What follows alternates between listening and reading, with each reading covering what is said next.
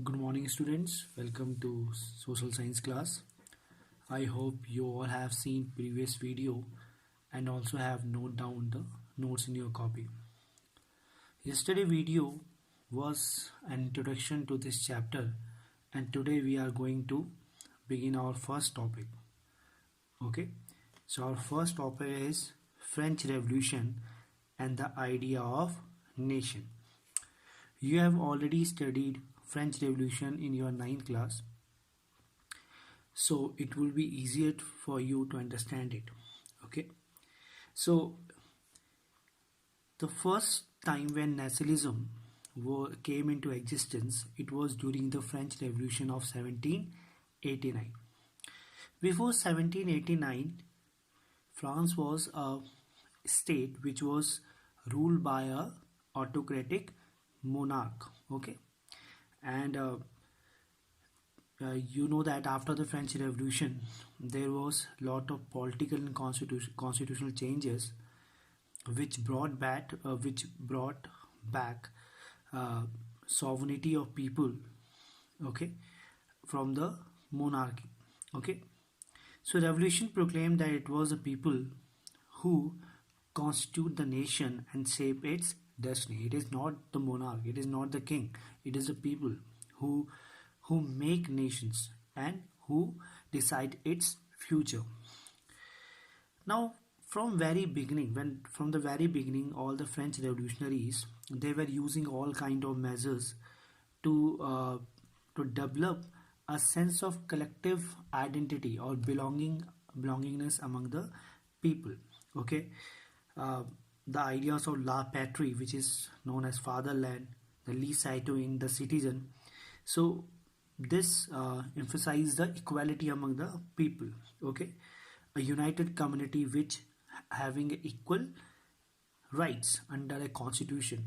Okay, now they also choose a French flag instead of royal standard or the flag used by the monarch. Okay, a state general was elected by the body of active citizens and remained national assembly. You also know that after the French Revolution, the state general was elected, and it was elected by active citizens. Active citizens were those people who gave taxes, who paid taxes. Okay, and there was another category. They were inactive citizens. Uh, they were poor people who do not give taxes, and women.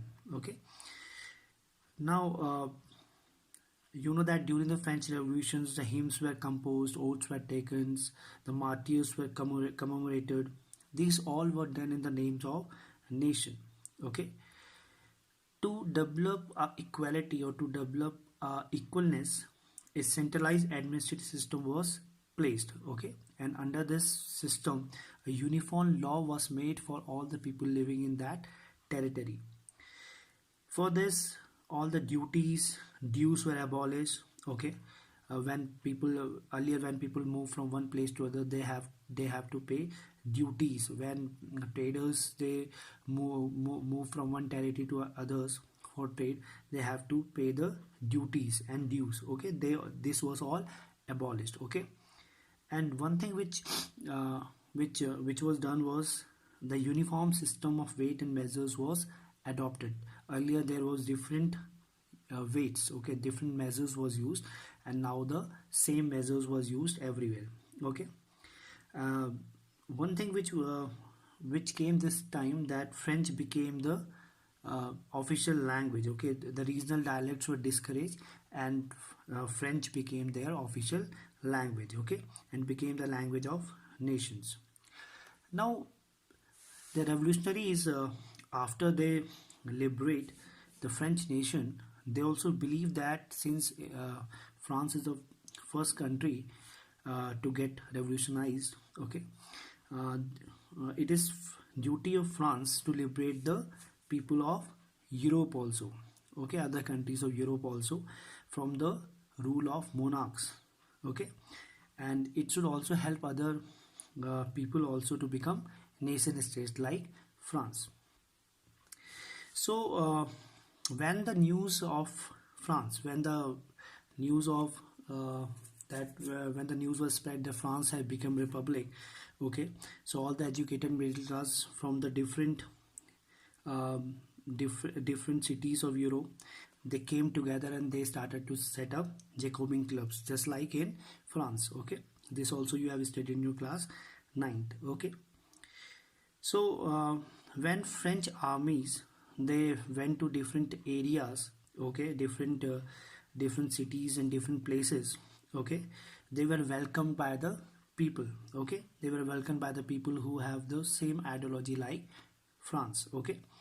So the French armies they move into Holland, Belgium, Switzerland, Italy in 1790s. Okay, soon after the France became republic.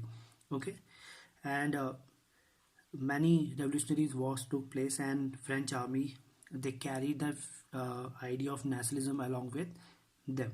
Okay,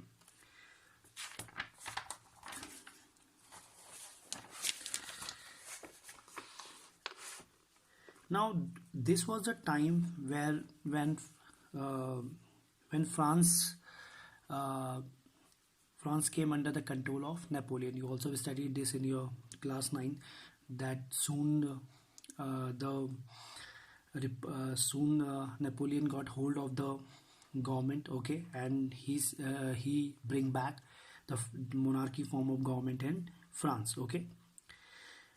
So a large area came under his control when French armies moved to other territories and they captured them.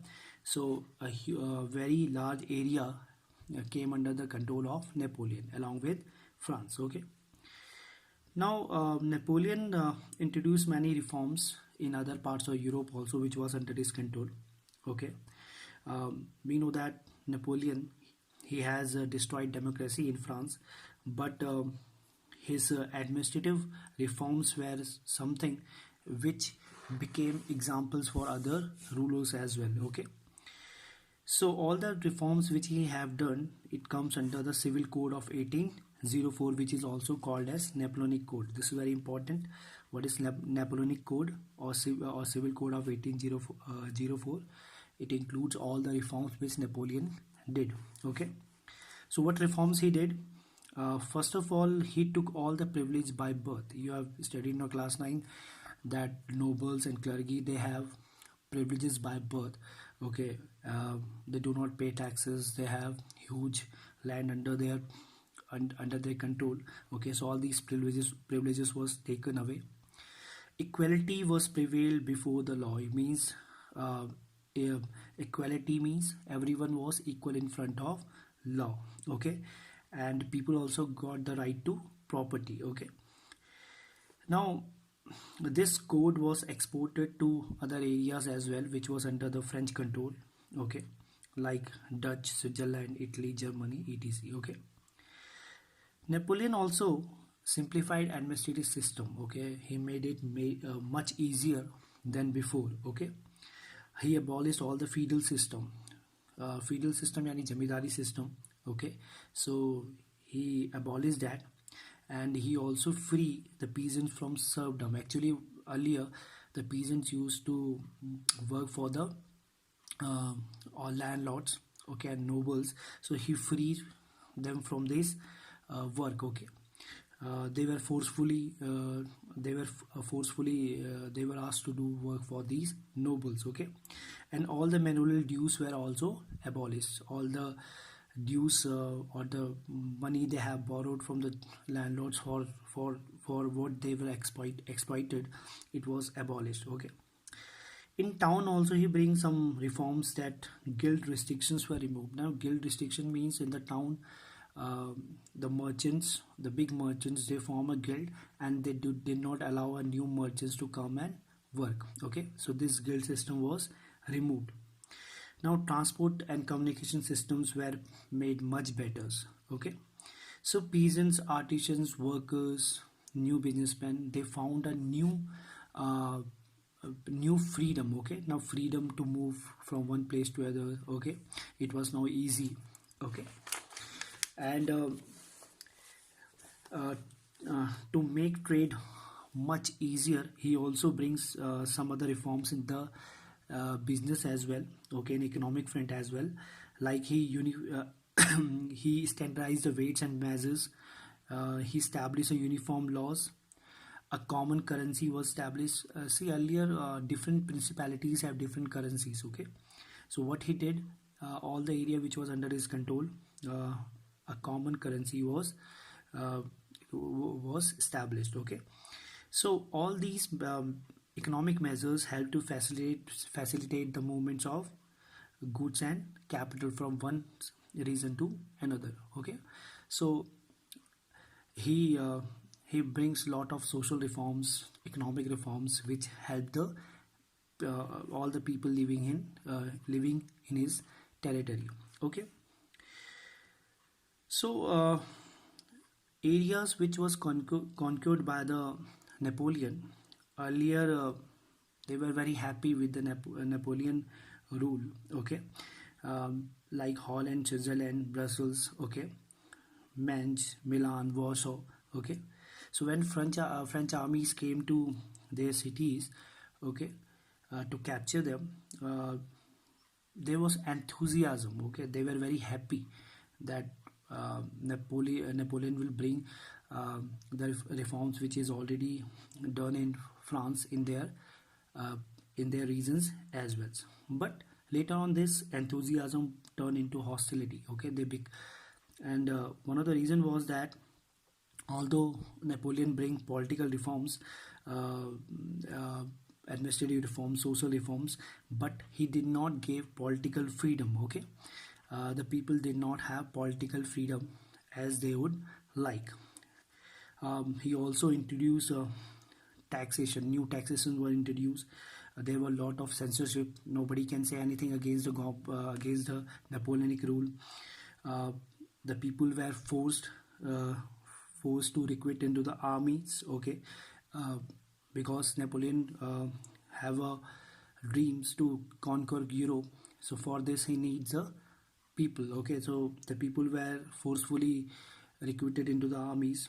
So all these thing which was did by the Napoleon, it took away all the advantages of his administrative changes, okay. People become hostile to its rule. So in this topic we studied about uh, Napoleonic Code of 1804, okay, and what administrative changes which was brought by the Napoleon, and how his administrative changes was also with disadvantages. So you also read this chapter from your book, okay, and uh, this topic is very important, okay, and understand it. So this is for today, okay. So I will come up with next topic tomorrow. Okay, bye.